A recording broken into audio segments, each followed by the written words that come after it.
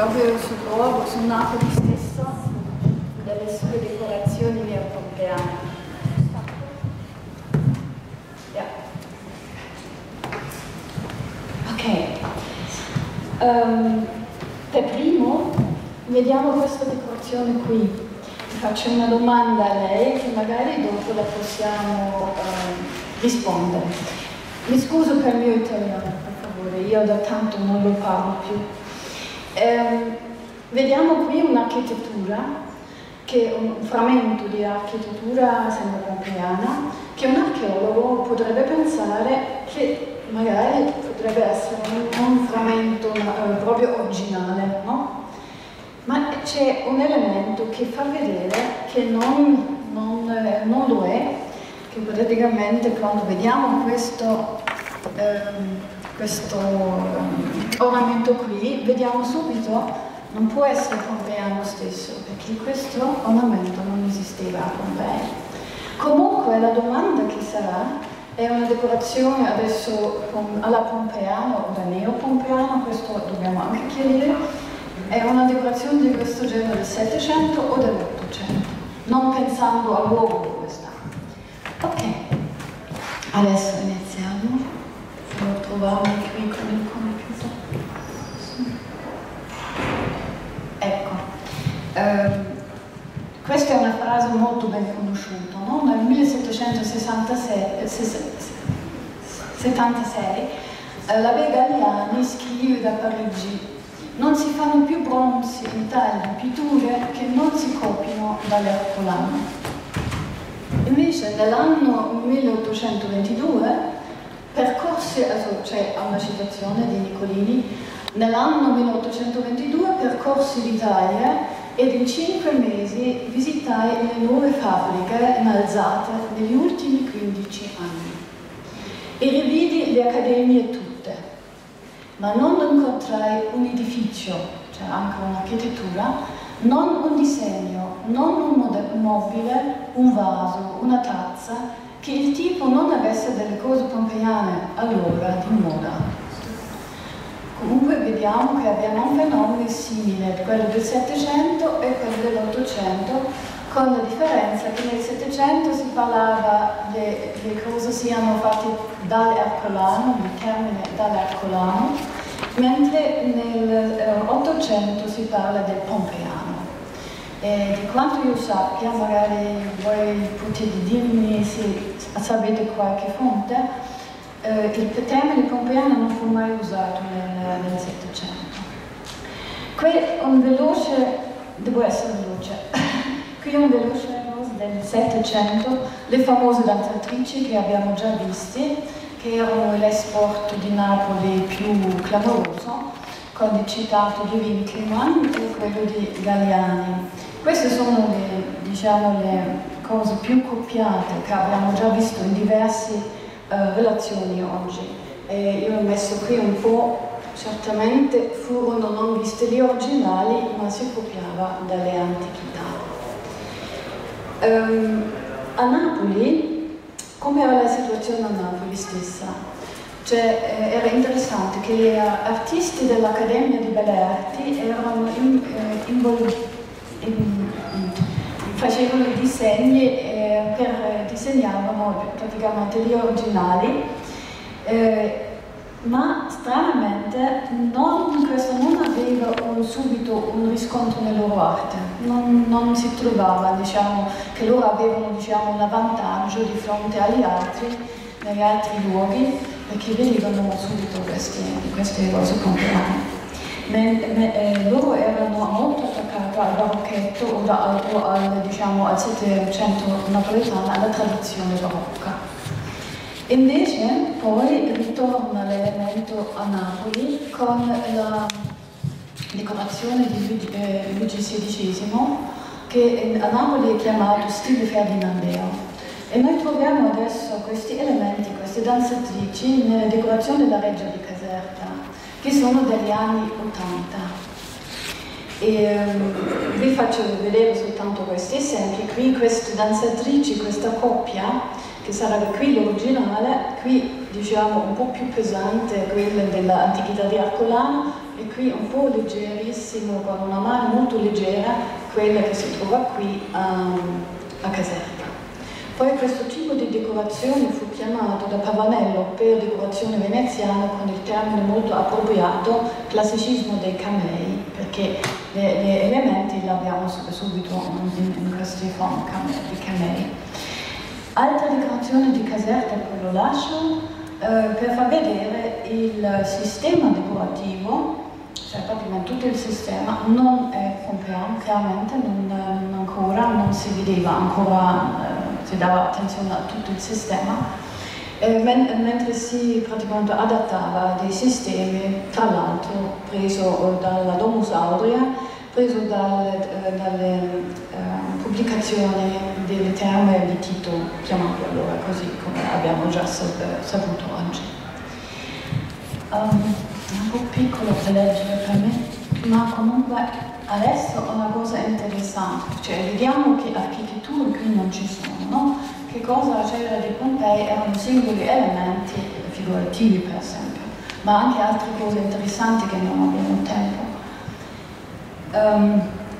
Invece qui nel primo volume c'era un'architettura, cioè si chiamava pezzi di architettura, e il commento a questo era il seguente. Le Comte de Caylus, in una lettera del 1759 a Caccioli: j'avoue que je n'aurais pas de place dans un recueil de cette importance, et surtout dans le premier volume, de prétendues architectures qui ne sont que des arabesques des plus mauvais, et qu'on ne peut pas regarder che come des operazioni chinoise. Cioè praticamente un fatto proprio di rifiuto di fronte a questo tipo di architetture. Poi interessante da vedere che a Napoli stesso, cioè non a Napoli stesso, che praticamente, questo mi ha stupito molto, che gli accademici arcolanesi, che in fondo era Tanucci, che più o meno scriveva tutto, non avevano questo pregiudizio. Un po' piccolo per leggere. Praticamente in questa e nelle altre pitture simili che rappresentano finte architetture e generalmente da avvertirsi chi pittori o ornamentisti che vogliono dirsi altro per avventura non è brevemente nel fare che di coprire con una certa vaghezza di composizione e di colori le mura date loro a dipingere, senza la pena di dar piante di veri o quasi veri edifici.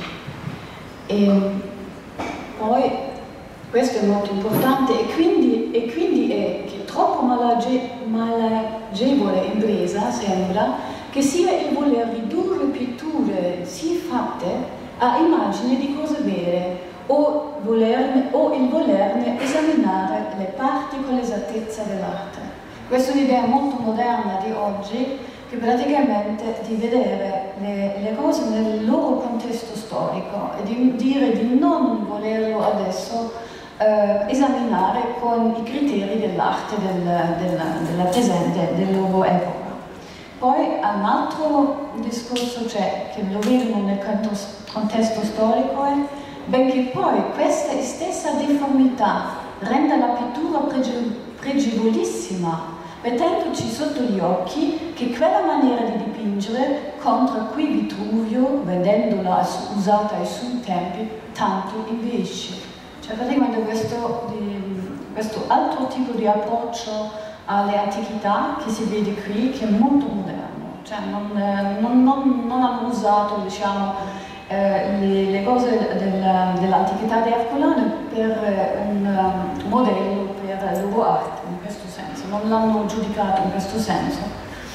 Ok. Adesso arriviamo al secondo punto. Le decorazioni neopompiane a Napoli e dintorni, che praticamente questi sono fatti tutti più o meno nell'Ottocento, negli anni 20, 30, 50, perché qualcuno non c'è neanche una datazione.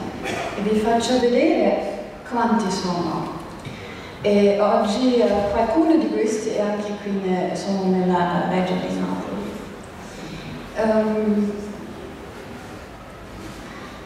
Noi la citazione abbiamo già letto prima e adesso è una cosa molto importante, perché prima, come primo voglio fare questo gioiello, voglio trattare questo gioiello della Villa Lucia.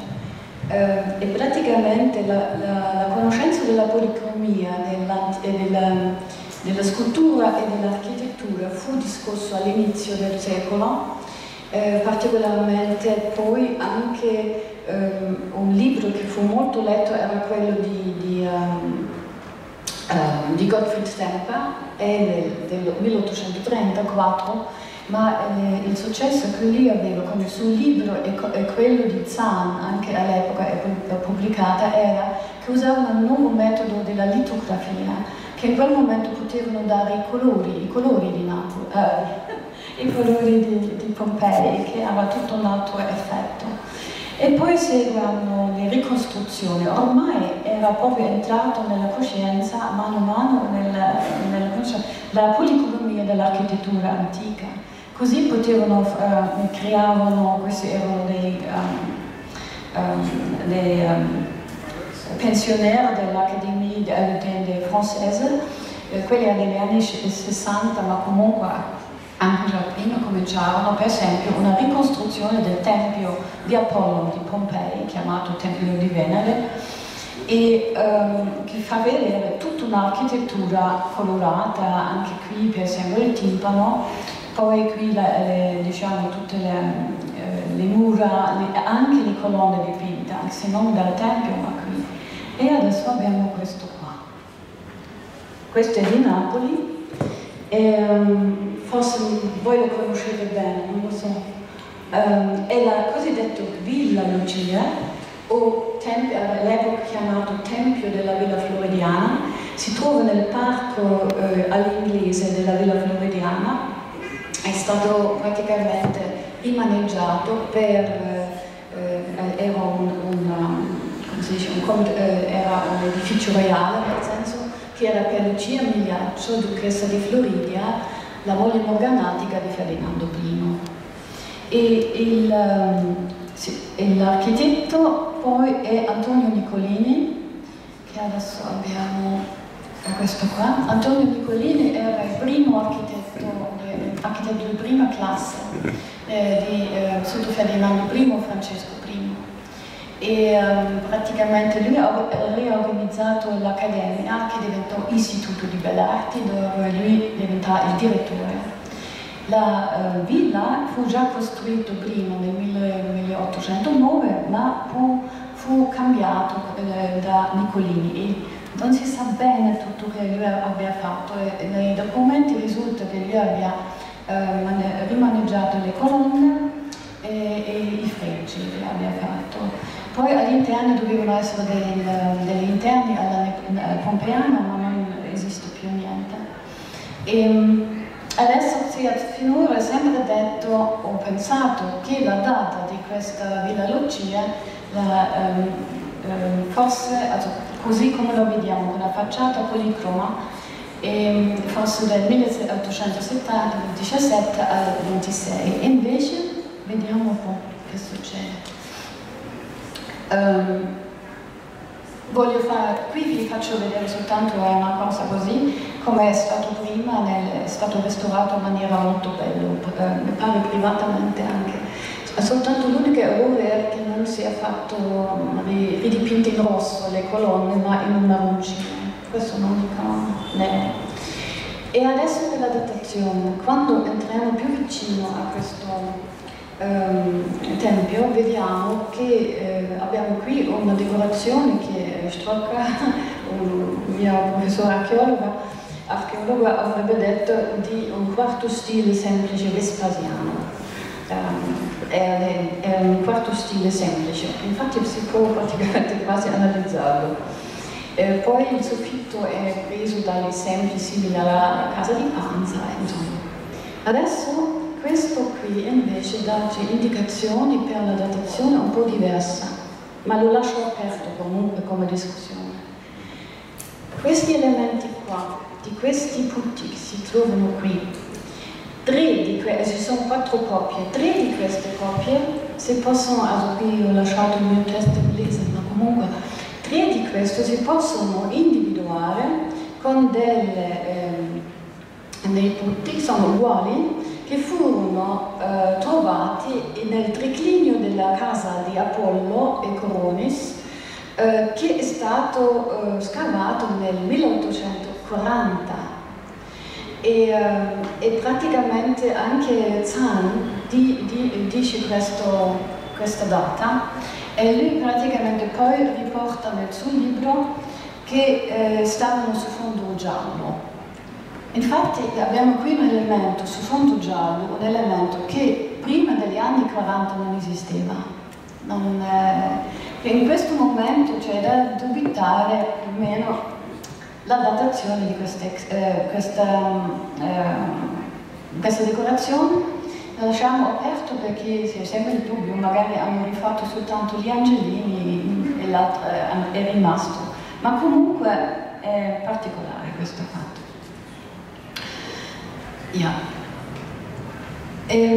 Questa datazione, se noi rimaniamo con la data del 1817-29, sarebbe un assoluto novum in tutta la storia dell'arte per una facciata, un'architettura colorata.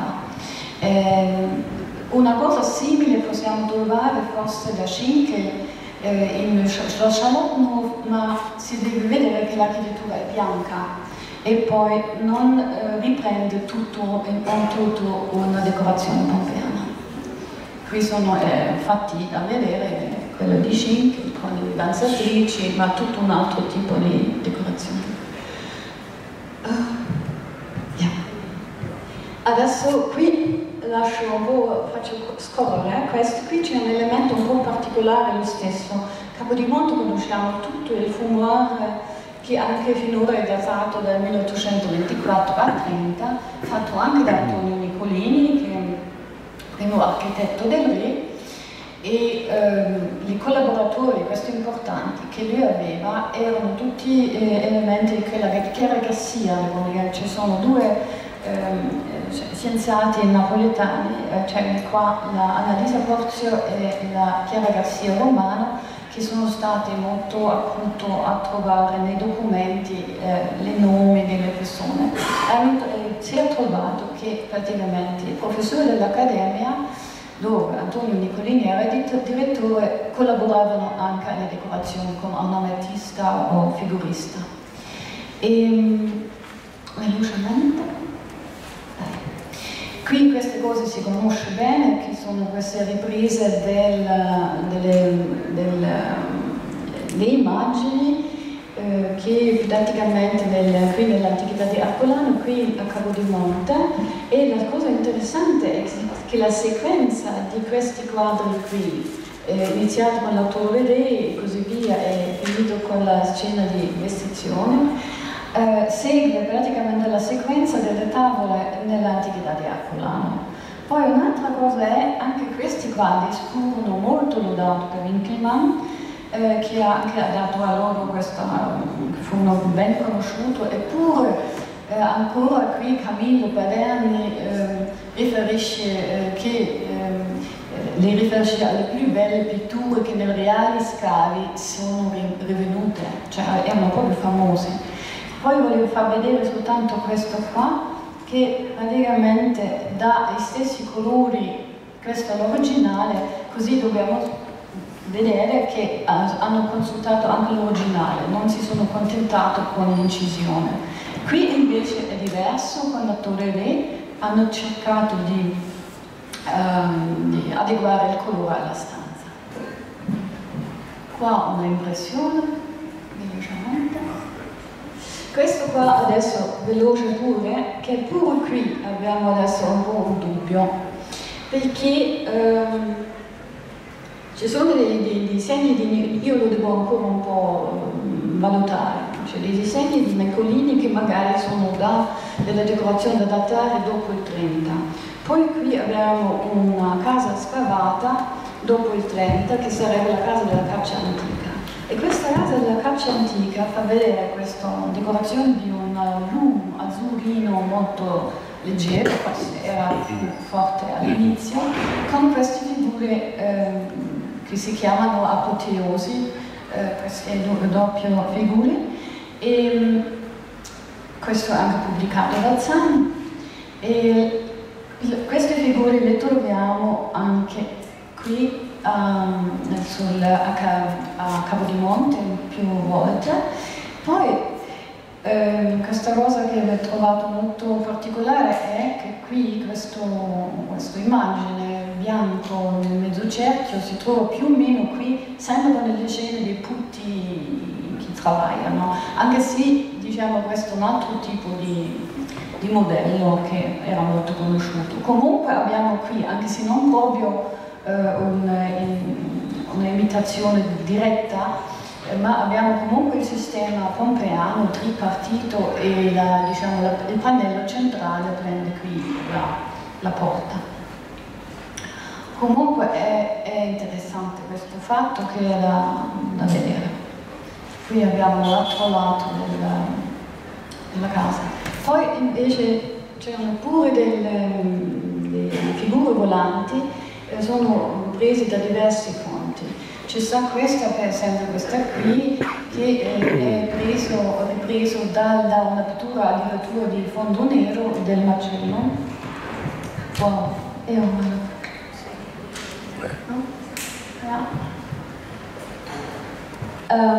Le cose che mi sono importanti è questa decorazione qui, nella Villa Pignatelli, che ho già pubblicata, che fu pubblicato con, trovato all'epoca questa incisione di Masuà. E la cosa importante è, prima cosa, che era rimasto l'ultimo pezzo di decorazione qui, che originalmente era un'abside aperta alle sale. E la sensibilità di Becchi, che era anche archeologo e così via, è di decorare soltanto ambienti piccolissimi, also piccoli ambienti con decorazioni pompeane, così non doveva monumentalizzarlo. Qui voglio far vedere le parti che sono nella Villa Pinatelli e importante è, importante è questo qua. Ormai ho trovato distrutto questo quadro qui, che comunque qualche anno fa era ancora intatto. E quando io proporrei di mettere, diciamo, questo quadro, che sarebbe l'originale della Villa Pinatelli, a fronte di questa decorazione, per poter avere un'idea come era originalmente. Bene. Poi nell'altro caso, per far vedere quanto è simile, diciamo, il colore, diciamo, quando lo facciamo a valori grigi, sembra che corrisponde direttamente a quella incisione. E anche questo qui, di avere qui un uomo che legge un voto, una donna con un fascino, con un griffo, spesso a Pompei vanno messo in coppia insieme, così praticamente che magari abbiamo qui ancora, perché Becchi all'epoca conosceva gli scavi, abbiamo in colore praticamente rimasto una decorazione pompeiana che ormai è sparita. E ho cercato anche di vedere in quale case, perché Masuà dà delle indicazioni, ma non si è trovato. Questo, diciamo, è lo stato negli anni 80, questo è lo stato di oggi. È stato restaurato, come lei vede, ma si è dimenticato di mettere questo vaso, che comunque è nel vecchio, che qui non c'è più. E poi, vabbè, è così. Questo è San Teodoro, che ha anche questo fatto delle pitture pompeane nell'abside. Becchi era anche membro dei British Architects e conosceva Adam, che è un tipo di decorazione. E io vado adesso. Adesso è 2 minuti, faccio veloce. Questo è carino, questo è praticamente preso Comunque qui abbiamo questi ambienti che similano adesso agli ambienti qui che andiamo a vedere, che infatti questo ambiente qui si trova qui nel Palazzo Reale.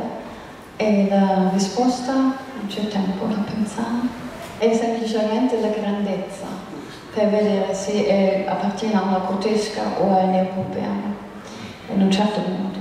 Questi sono fatti negli anni 40, diciamo del 39 al 42, dopo un incendio nella Reggia. Qui è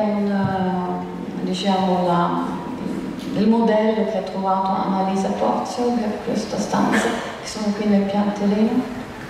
Ok. E queste sono nella biblioteca, qui Biblioteca Nazionale, che riprende negli anni 40, subito dopo gli scavi, l'idea della casa di Apollon, che avete qui, questo gruppo, anche con le architetture che è preso qui. Vi voglio far vedere una foto di questo gruppo. Ecco, questo mi è importante. Questa è la Villa Righi a San Giorgio a Cremano, che mi è talmente importante perché oggi è abbastanza distrutto. Questa è anche una foto degli anni 80 e si vede qui ci sta questo sedile che ormai c'è da tantissimo che non c'è più. Questa è la situazione di oggi. Ops. Vediamo, lasciamo stare. Questi sono i confronti di oggi e dell'epoca, e qui si vede molto bene. Questo qua, così era negli anni 80, si vedeva il Vesuvio, le cose così oggi, e era molto carino. Ok. Adesso finisco poi con questo. Questo per esempio è un palazzo Ventriglia, che è una scalone, e si trovano tanti, ho visto, cioè si trovano tanti di questo tipo di scaloni e così via, che praticamente nel Pompeiano o nel neopompeiano si può decorare in maniera molto semplice. Basta di fare un pannello di un unico colore, al centro un elemento, una figura, un quadretto, e già si ricorda Pompei. E ci stanno tantissime queste cose nei dintorni, dappertutto. La mia tesi è questa, anche con nell'abstract, che c'è questa identificazione con il territorio, che la pittura pompeiana contribuisce a questa identificazione. Là l'ho scritto, magari non si riesce a leggere meglio. Questa è l'ultima cosa.